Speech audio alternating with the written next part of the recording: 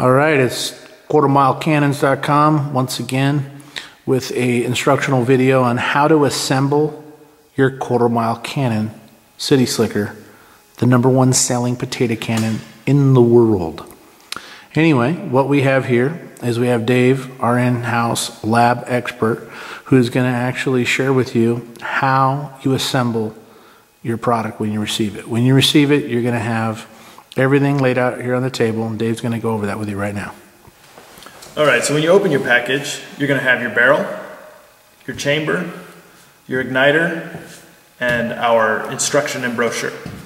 So this instruction and brochure, if you open it up, you'll see we have some assembly instructions, firing instructions, we have other cannons. So you want to look that over before you start firing your cannon. There's some very useful information in there. Alright, so the whole goal of this assembly is to get this igniter through this hole and then attach the barrel. It's really quite simple. Just a few steps here. And the first one is that we need to remove this bracket and discard it. We need to remove the flicker knob so that we can remove the bracket, and then we need to put it in the barrel or in the chamber and reassemble. So the first thing I'm going to do is use a #2 Phillips screwdriver, and I'm going to loosen the set screw here. I'm going to be very careful not to strip it.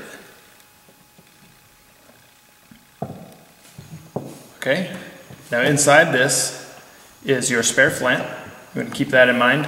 After you've been firing your potato cannon for a while, you're going to want to replace that so that you can continue to have fun. Okay, the next thing we need to do is loosen our bolts here.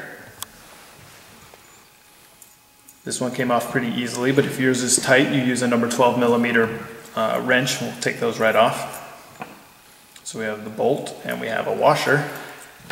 And like I said, this is the mounting bracket that we do not use. All right.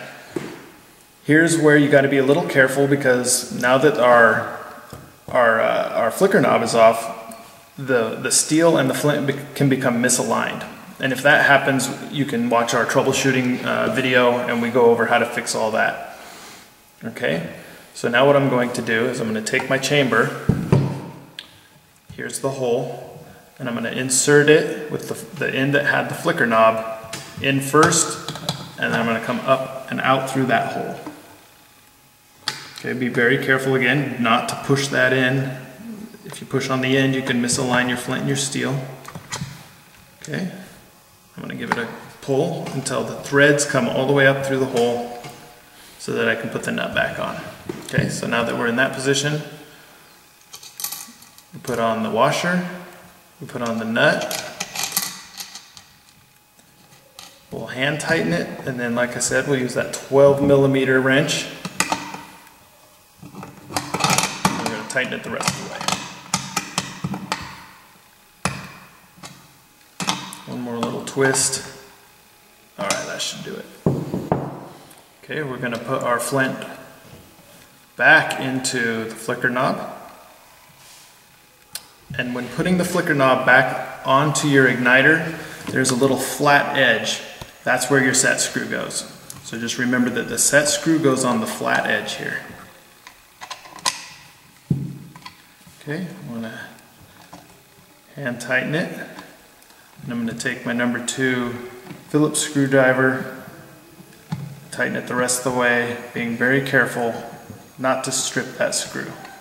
Alright, so here's our igniter, it's in our chamber, and we're good to go. Next part is taking our barrel, and you want to take, this is the knife end, this is the end that cuts the potato, so we want to use the other end and insert that into the chamber. And we don't glue the chamber into our, we don't glue our barrel into our chamber, and that's just purely safety reasons. If something happens, you know, that's a good release of the pressure.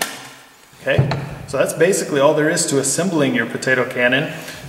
When it's time to fire, you take your cap off, and for more detailed instructions, we have our video that shows us firing one of these and all the steps. So we recommend that you go through that video as well before you start firing your own cannon.